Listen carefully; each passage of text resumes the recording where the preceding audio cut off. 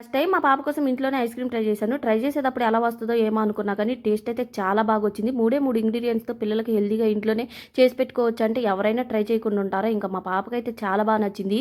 ఇంక స్కూల్ నుంచి రాంగాల్నే first fridge దగ్గరికే ఎళ్తుందనమాట. టేస్ట్ అయితే అంత బాగొచ్చింది.